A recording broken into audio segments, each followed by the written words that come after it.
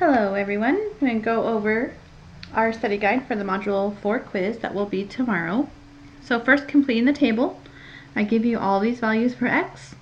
You're going to plug those in this equation where x is. So you're going to take your x value, -1, times 3, and that's going to give us our y. So y equals 3 times x, and here x is -1, and then we subtract 1.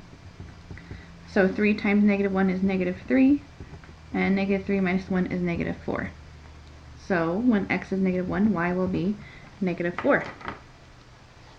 And then when x is 0, so you take 3 times 0 and subtract 1, and 3 times 0 is 0, 0 minus 1 is -1.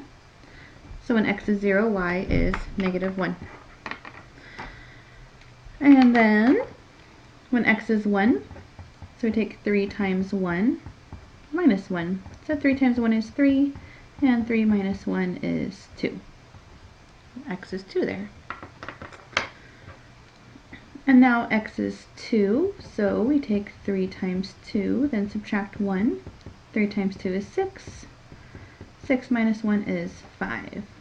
So you get 5 for that one. And then finally when x is 3, so 3 times 3.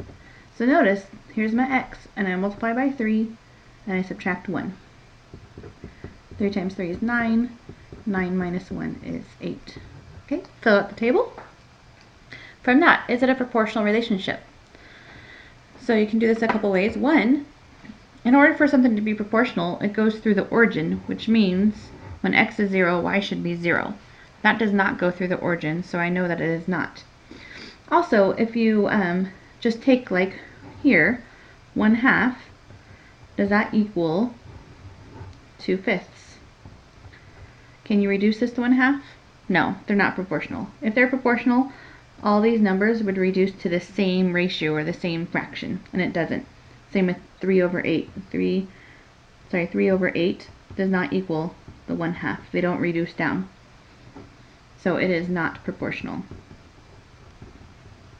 So either because you can say they don't all have the same ratio, or because it doesn't start at the origin, 0, 0.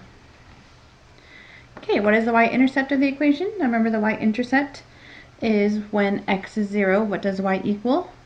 So here, when x is 0, y equals -1. So y-intercept is -1. The other way you can tell is looking at your equation. We have -1 here, so the y-intercept is -1. And then for your slope, our rate of change, that's the change of y, change in y over the change in x. So that's where you can use the equation where you find the difference between y values over the difference between x values.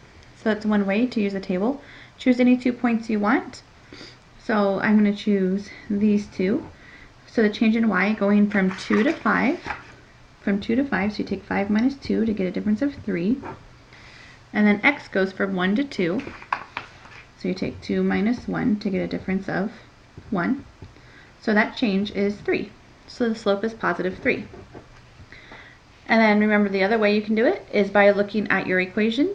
The number in front of x here is 3, so our slope is 3. So that's how you can do it using the table or using your equation to get a slope of 3. Okay, what's the slope and y-intercept of this line? So using just the shortcut, your slope is always the number in front of x, but it does not ever have the number x in it, the letter x. Remember, it's just the number in front, the coefficient. And then your y-intercept is this number in the end, and +4 means it is a +4. You can put the plus there, but you don't need to, because when we write +4, we know that means this means positive without the plus. If there's a negative, make sure you include the negative though. If it has a minus, that would be negative. Okay, and now for the rest of our quiz, we're going to be graphing. So you'll need a ruler for this. Start with the y-intercept right here. +5 means +5. So here's the y-axis, and it starts at +5. My slope is not a fraction, so make it a fraction by putting it over 1. That helps. And your slope is rise over run. So you do the rise first, which it's negative, so I'm going to go down -2. So I go down 2, and then positive 1 to the right 1. Down 2 to the right 1. Down 2 to the right 1. All those dots line up. Oh, sorry about that.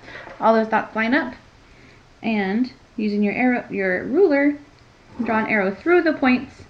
Put the arrows on the end to symbolize that that line does go on forever. Alright, number 7. So see this -6? That means our y-intercept is -6. So start down here at -6.